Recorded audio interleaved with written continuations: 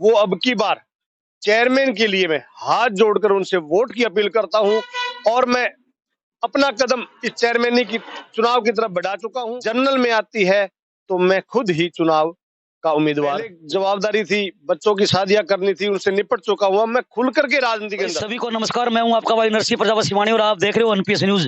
भाई NPS news ना करें कंफ्यूज भाई, नए साल के ऊपर और हमारे नगर पालिका के जो सक्रिय नेता, शिवानी मंडी के सक्रिय नेता कहे जाने वाले रमेश जी कोठारी, जो शिवानी की आवाज हम इनको कह सकते हैं और समय समय पर जो शिवानी की आवाज उठाते हैं, आज नए साल पे मिल गए हैं तो इनसे मुलाकात और इनसे बातचीत कर लेते हैं और नए साल के ऊपर इनसे संदेश लेते हैं। सर, आपको पहले तो 1 जनवरी यानी कि 2024 की नव वर्ष की हार्दिक शुभकामनाएं।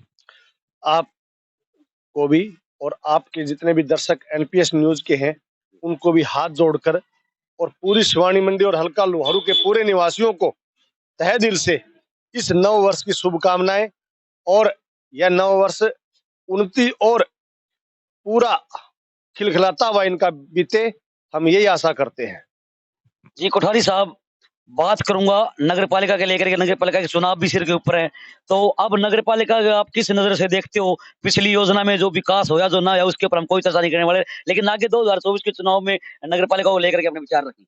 2024 में आज हमारे हरियाणा के अंदर जो खेल हुए हैं उसके अंदर हमारे बच्चे खुशी लेकर के आए और उस खुशी के अंदर मुझे आज शामिल होने का मौका मिला और उस खुशी में ही मैं आगाज करता हूं।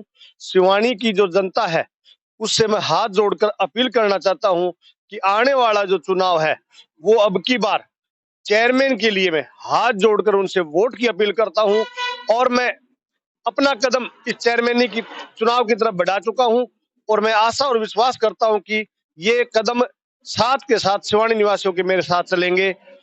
जनरल में आती है तो मैं खुद ही चुनाव का उम्मीदवार हूं। तो भाई कोठारी जी ने एक बड़ी घोषणा कर दी है और खुद अपनी दावेदारी जता चुके हैं। अगर ओपन में जनरल में आती है चेयरमैनी तो ये यानी कि चुनाव लड़ेंगे। तो कोठारी साहब, वैसे तो आप शिवानी की आवाज आपको कह सकते हैं क्योंकि आप जनता की आवाज समय समय पर उठाते आए हो, तो क्या इसी तरह आपका ये जो अभियान है, इतना सक्रियता है आपकी, आप हर कहीं बुलाते, कोई वार्डवासी आपको बुलाते हैं और बुलाते भी आप वहां पर तुरंत पहुंच जाते हो, क्या तो यही अभियान आपका जारी रहेगा?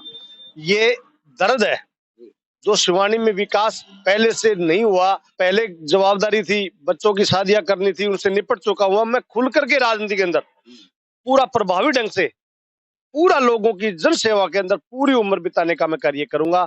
हार जीत मायने नहीं रखती, पद मायने नहीं रखता। ये मैंने शिवानी में 2.5 साल बाद जब चेयरमैन वाइस चेयरमैन ने जब अपनी किसी वजह से चली गई थी, जब मेरी वाइस चेयरमैन चली गई थी, तो भी मैंने, आपको पता है, आप शिवानी की जनता को पता है, उसी तरह सक्रियता से काम किया और मैंने उस पद को नहीं गिरने दिया।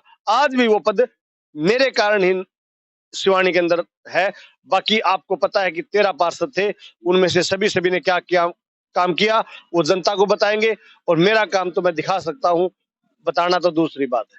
तो ये थे हमारे साथ रमेश जी कोठारी, जो शिवानी नगर पालिका चुनाव को लेकर अपनी दावेदारी जता चुके हैं, दावेदारी ठोक चुके हैं। तो अब देखना ये होगा कि नगर पालिका चुनाव के अंदर जनता किसे अपना जनप्रतिनिधि चुनती है। तो कोठारी साहब, जाते जाते नव वर्ष के ऊपर एक कोई भी संदेश आप शहरवासियों को देना चाहोगे? शहरवासियों को मैं संदेश ये देना चाहता हूँ, आप लोगों को जागरूक होना पड़ेगा। आप लोग अगर जागरूक नहीं होगे तो मेरी शिवानी मंडी विकास नहीं करेगी।